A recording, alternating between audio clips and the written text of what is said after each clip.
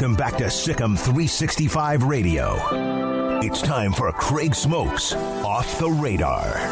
Brought to you by Pickup Outfitters. Since 1997, we've been outfitting trucks, SUVs, and vans at 220 Lake Air Drive or createacommotion.com. Big thank you to Pickup Outfitters for their sponsorship of this segment. For those just tuning in, new listeners, what have you, this is a spot on Tuesdays and Thursdays where we take a few minutes to take a look at some other stories outside of our normal scope of college football and the Dallas Cowboys and what have you.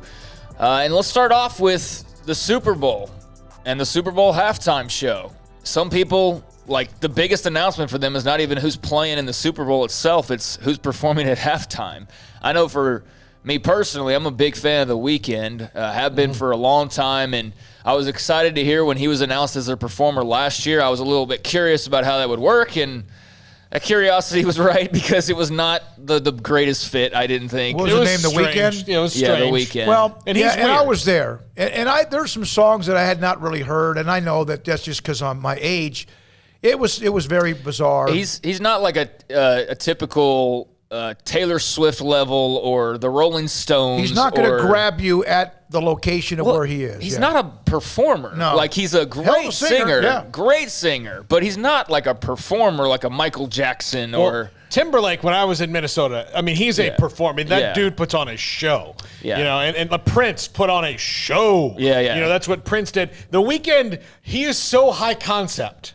But he's just on another level creatively than a lot of people. So especially if you're just a run-of-the-mill person who might have heard, one or two of his songs on the radio because your kids were listening to it, you're like, what is going on in this building right now? Probably recognize The Hills or some of his other hits. But anyways, he rocked it last year, and I'm a big fan of The Weeknd. But now, 2 years in a row, I'm going to see one of, if not several, of my favorite artists performing at the Super Bowl halftime show, because last year was The Weeknd, but now February 13th, 2022, that's the date for the Super Bowl. It'll be at SoFi Stadium, that brand new luxurious stadium out in Los Angeles, and they're going to have some LA flavor and some hip-hop flavor for the halftime show, as they've announced this afternoon, just in the last hour or so, that Dr. Dre, Eminem, Snoop Dogg, Mary J. Blige, and Kendrick Lamar will all be a part of the Pepsi halftime show this year. So Dre, obviously a big LA guy,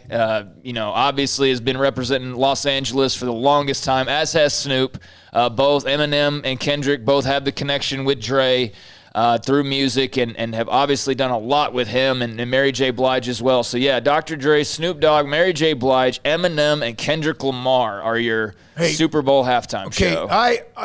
We can't play music on this show. We can play like 10 seconds of it. Short, yeah. But I think Mary K. Blige is J. Blige. Okay, no, well, I think she's got an incredible voice. Mary K. Blige is probably sells makeup. Her like the what do they call it? Her like drag impersonator. I think she's got there's something like in a deep, naughty way about her voice. I mean, it's like a soulful voice. I'm not saying it like that. That sounded bad. I love her voice. Yeah, and people have for 30 years. I mean, she's Rihanna's been around a long time. got a little bit of that too. Yeah, Rihanna's like 20 years younger. I mean, Mary J's been around a really long time, so I understand that you wouldn't necessarily be introduced to her music, but I mean, I've been listening to her since like 90 whatever. I'll tell you right now. Give me a name of her song. They don't bring Not Gonna Cry. Yeah. Okay. If they don't bring Dre out to Forgot About Dre. Oh, I'm sure they will. That's what they got to do. I mean, they got a ton of. These dudes all have so many hits. I mean, with some of them like an Eminem, it's like what can you actually use and what can you not? Because some of his best songs and some of their best sons across the board are not necessarily family friendly. But and they will mix them together almost as if 8 songs are playing at one time and make it sound well. good. With this group, they're so tight knit. I mean, Snoop and Dre and Kendrick and Mary J. Blige and like they've all worked together for years and years and years and done songs together and all that. So yeah, I think it'll be very interesting. There's a lot of hits to choose from between that group, but definitely the point being there's going to be some LA flavor for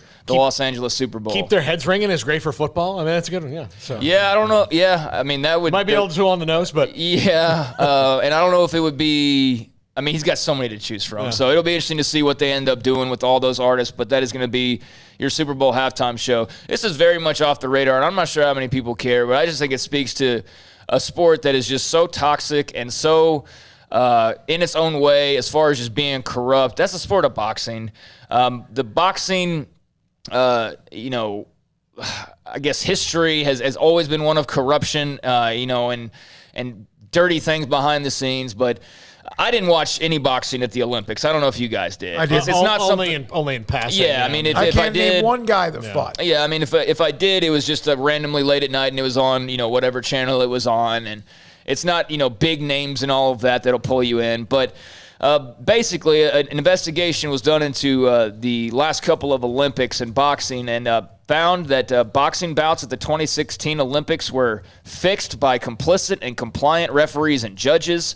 An investigator was appointed by the International Boxing Association, and he found that various AIB, and that's another thing, they have all these letters and all these groups, and you don't know what's what, but he found that various AIBA officials selected referees and judges to ensure bouts could be manipulated in Olympic qualifying and at the Rio de Janeiro Games. He also found signs the 2012 Olympics in London were affected.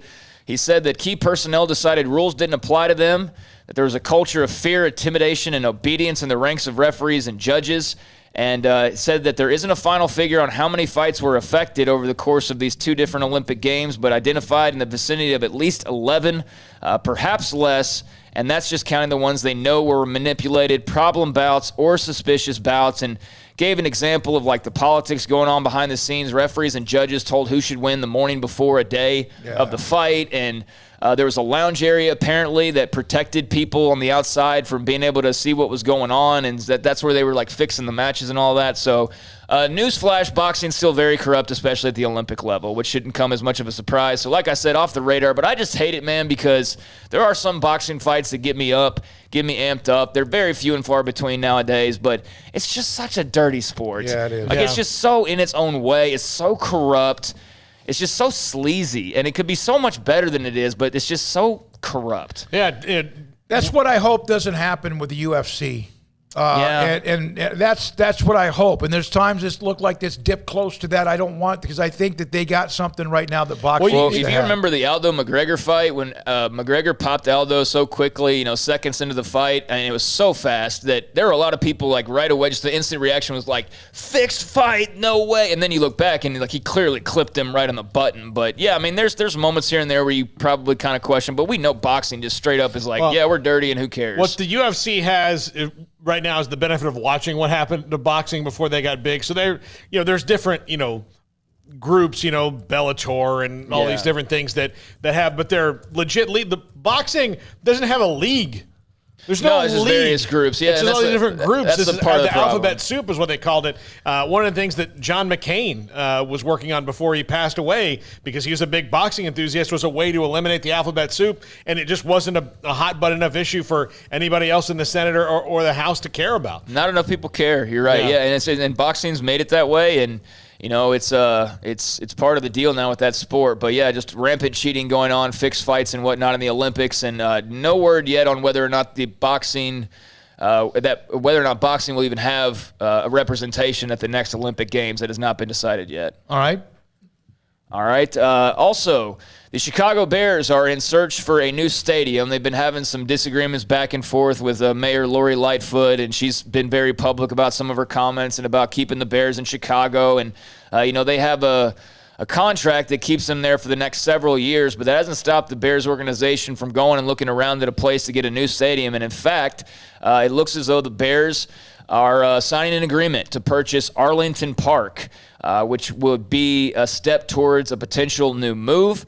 The mayor said that they've got new contracts with Chicago Fire FC, the city's soccer team. They've also had agreements made with Notre Dame for their Shamrock Series that takes place at Soldier Field. And she says that City Hall remains open, but the Bears, along with Churchill Downs Incorporated and the village of Arlington Heights, said that the team has signed a purchase and sale agreement for the entire Arlington Park parcel in the village of Arlington Heights, so that may be where the Bears find their new home ultimately, but the mayor and the city of Chicago fighting that a little bit. I want to go back to Chicago in the next couple of years. I love that place. Yeah. We've talked about that. But Soldier Field with so many memories, but again, it's a relic. and everything's If Minneapolis can host a Super Bowl and Detroit can host a Super Bowl and New York can host a Super Bowl, then Chicago can too. If they do one that's like the ones that are being built, they're going to host a Super Bowl. That's part of what the NFL tells you. New stadium, that's what San Diego, they get kind of tired of being pushed around and kind of told what to do. If Qualcomm had been not renovated, but had they built something else right there, they would have had a Super Bowl. They were a part of the Super Bowl rotation like New Orleans was in L.A. for many, many years. Miami, Tampa. Yeah, so it might technically be the Arlington Heights Bears when all is said and done. It'll remain Chicago, of course, but that's going on outside of the lines on the field. Also, how about this story? Not that I'm celebrating this by any means, but we all know what happened back in June of 2019 with David Ortiz. He was enjoying, some dinner or whatever it was, right, Paul? And got randomly... He's at a club. He was at a bar. And randomly ambushed and shot at. Very scary situation. Big Papi survived, of course, and is better for it and still out there doing his thing. But the man who was accused of shooting at him and attempting to kill David Ortiz back in June of 2019 himself was killed this past weekend in the Dominican Republic, apparently. According to the Dominican newspaper, Luis Alfredo Rivas Clase, also known as the Surgeon. You get a nickname like that, man, as a gangster. You must be pretty crazy. Pretty scary. But he was reportedly shot and killed in Santiago on Sunday afternoon. He was driving and was pursued by gunmen in another vehicle who fired several shots at him in front of a mall complex. 14 people were arrested back during the whole David Ortiz bust-up. But, yeah, the guy who apparently was the trigger man shot and killed this past week in the Dominican Republic. So just found that a little bit of interest. Greg Popovich is stepping down. Obviously, as Team USA basketball coach Steve Kerr's the favorite to replace him for Team USA. Texas has announced that wide receiver Troy Omeire will miss the rest of the season, which is a blow for them. The wide receiver? Yes. He is out for the rest of the year. Sophomore receiver underwent knee surgery this week, according to Steve Sarkisian. He announced that on his weekly radio show. So second year in a row where he's going to have to miss a large chunk due to injury to his ACL before the year started last season, and now a knee injury. So a guy with a lot of talent. And they've got, Xavier Worthy's a player that looks really good early on. Jordan Whittington, obviously, and some others. But, Troy Omeire is out for the rest of the year. And wrapping it up with this, couple final notes. The Field of Dreams, we just saw it recently in Major League Baseball, right? Had the cool game a few weeks back, and just all the nostalgia that comes with the movie and the location and how different it was from Major League ballparks and all of that. Well, now Frank Thomas is getting to the Field of Dreams game as he is a part of a group that is buying the movie site.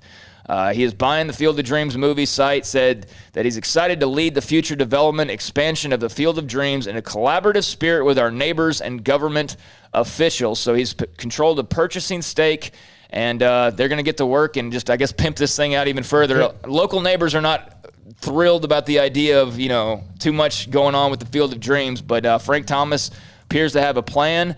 And, I'm sure we'll see some more games there in the future. Yeah, well, I mean, look, they got really mad about that Terrence Mann book in the movie, so that those people can get all riled up. I hope they do a Field of Dreams game. I mean, maybe not every year, but every so often. And, I think they need to do it with the teams that would have been represented in the Field of Dreams. Yeah. So no Rangers. That means like the Reds and the Red Sox and the White Sox and the Cubs and Cardinals and Yankees and people like that. Yeah, so anyways, he's bought a controlling stake, and we'll see. They're going to turn it into an amusement park or what they do with it. But Frank Thomas now involved with the Field of Dreams. And finally, tonight, Thursday Night Football, Jaguars and Bengals in Cincinnati. Woo! That should be a real and Chase, though. That's a pretty good. It's going to become a nice little combination. Bengals will be fun to watch. The Jaguars probably not so much. Bengals are 2-1 and do have a little something cooking. Jamar Chase, for as much as he couldn't spot the stripe on the football, had trouble in the preseason, he's overcame that very quickly. And the Jaguars and Urban Meyer just struggling along at 0-3. So that's tonight at 7:20 on NFL Network. And pretty much anybody that was there is going to struggle, and he had to know that. It's just a matter of how long is he going to stick it out and be committed to it. That could have been Matt Rule. I mean, I don't think he would have gone there, but because Carolina was such an incredible deal. When we come back,